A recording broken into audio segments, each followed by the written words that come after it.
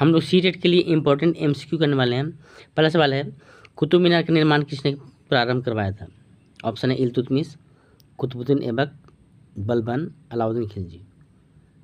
कुतुब मीनार का निर्माण प्रारंभ करवाया था कुतुबुद्दीन ऐबक ने। यह हमारा सही उत्तर है। अगला सवाल है, कुतुब मीनार कहाँ स्थित है? लखनऊ, दिल्ली, आगरा, पटना। कुतुब मीनार कहाँ स्थित है? तो कुतुब मीनार स्थित है हमारा दिल्ली में। दिल्ली में हमारा कुतुब मीनार स्थित है।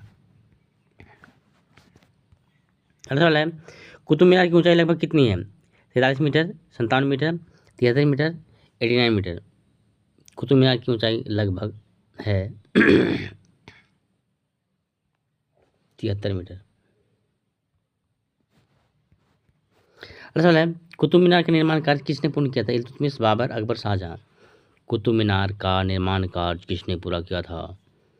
इसका आंसर हो जाएगा इल्तुतमिश ने पूरा किया था। शुरू करवाया था कुतुबुद्दीन ऐबक, पूरा करवाया इल्तुतमिश। अगला सवाल है, बुद्ध चरित्र के लेखक कौन है? बाणभट्ट, हर्षवर्धन, अश्वघोष, कालिदास।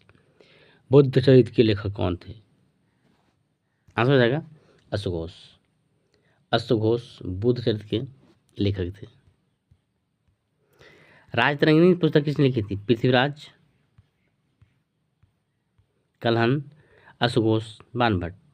राजतरंगिणी पुस्तक जिसमें कश्मीर का इतिहास है लिखा था कलहन ने। राजतरंगिणी को कलहन ने लिखा है। अगला सवाल है, राजतरंगिणी पुस्तक किस राज्य के इतिहास पर आधारित है? कश्मीर, दिल्ली, बंगाल, असम। अभी बोले थे राजतरंगिणी कश्मीर राज्य के इतिहास पर आधारित है। कश्मीर सही उत्तर है। अगला सवाल है, प्रशस्तियां किससे संबंधित होती है? आलोचना से, प्रशंसा से, नीति से, दंड से। प्रशस्तियां ऑब्वियस है, प्रशस्ति पत्र प्रशंसा से होगा। ये लॉजिकल बात है। Okay okay okay.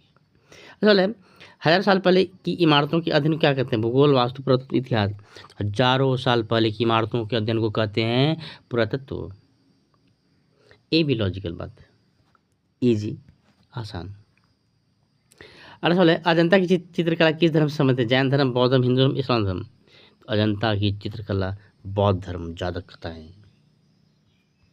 बौद्ध धर्म अजंता की चित्रकलाएं। अजंता की गुफाएं किस राज्य में है? मध्य प्रदेश, महाराष्ट्र, गुजरात, कर्नाटक। तो अजंता की गुफाएं कहाँ पे है? तो यह महाराष्ट्र में है, सबको पता है अजंता की। अजंता एलोरा महाराष्ट्र में ही है। अरे सर, सांची का स्तूप किसने बनवाया था? अशोक, समुद्रगुप्त, चंद्रगुप्त, बिंदुसार।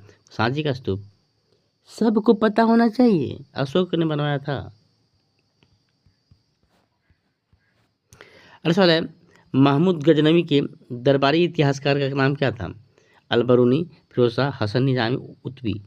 महमूद गजनवी के दरबारी इतिहासकार का नाम था उतबी। अरे सवाल है, अलबरूनी कहाँ से भारत आया था? तुर्की, ईरान, अफगानिस्तान, अरब। अलबरूनी कहाँ से भारत आया था? तो अलबरूनी आया था ईरान से। अगला सवाल है, ताजमहल किसने बनाया था? बाबर, औरंगजेब, शाहजहां, अकबर। ताजमहल के बारे में तो सबको पता होना चाहिए थी, शाहजहां ने बनवाया था।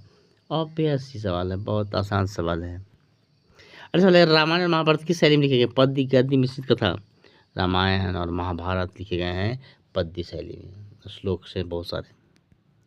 अरे सवाल है, नाट्यशास्त्र के लेखक कौन माने जाते हैं? नाट्यशास्त्र के लेखक कौन कौन? ऑप्शन लिखे, कालिदास, भरतमुनि, बाणभट्ट, वाल्मीकि। नाट्यशास्त्र लिखा था भरतमुनि ने। नाट्यशास्त्र भरत मुनि ने लिखा। असल चित्रों और किताबों से हमें क्या जानकारी मिलती है? जलवायु की, संस्कृति और इतिहास की, भूगोल की, विज्ञान की। चित्रों और किताबों से हमें जानकारी मिलती है संस्कृति और इतिहास की। अगला सवाल है, साहित्य प्रशस्ति किस उद्देश्य लिखे जाते हैं? राजाओं की निंदा है तो राजाओं की विजय और महानता प्रदान तो धार्मिक कार्य, राजस्व संग्रह।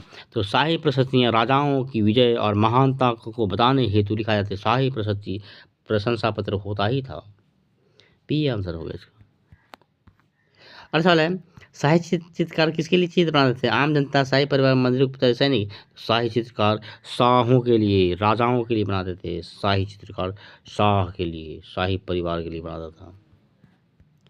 अगला सवाल है, कहावतों और लोगों की से हमें क्या मिलता है? वैज्ञानिक ज्ञान, साहित्यिक ज्ञान, सामाजिक जीवन की झलक, व्यापार ज्ञान। तो सामाजिक जीवन की झलक मिलेगा। बहुत आसान सवाल है। अगला सवाल है, कथा श्री सागर किस प्रकार की काव्य ग्रंथ है? कथा श्री सागर ऐतिहासिक, धार्मिक, नीति, कहानी संग्रह। तो ये कहानी संग्रह है। कथा सरित सागर कहानी संग्रह, कथा सरित सागर। अगला सवाल है, बाण भट्ट किस राज्य के दरबार लिखे थे? बाण भट्ट, समुद्रगुप्त, हर्षवर्धन, चंद्रगुप्त, कुमार गुप्त। समुद्रगुप्त के लेखक ये हर्षवर्धन। बाण भट्ट हर्षवर्धन के राज्य में थे। नेक्स्ट ने पुराने शिलालेख को पढ़ने की विद्या क्या कहलाती है? भूगोल, पुरातत्व, अभिलेख विद्या, इतिहास। तो पुराने शिलालेख को पढ़ेंगे अभिलेख विद्या से। अंतिम सवाल है, इतिहास शब्द का शाब्दिक अर्थ क्या है? जो भविष्य में होगा, जो अब हो रहा है, जो घट चुका है। तो जो घट चुका है यार, ये सब सवाल पूछने वाला बात है, आ सकता है मे बी। ये था अंतिम सवाल। नेक्स्ट अगले वीडियो में। Thanks for watching.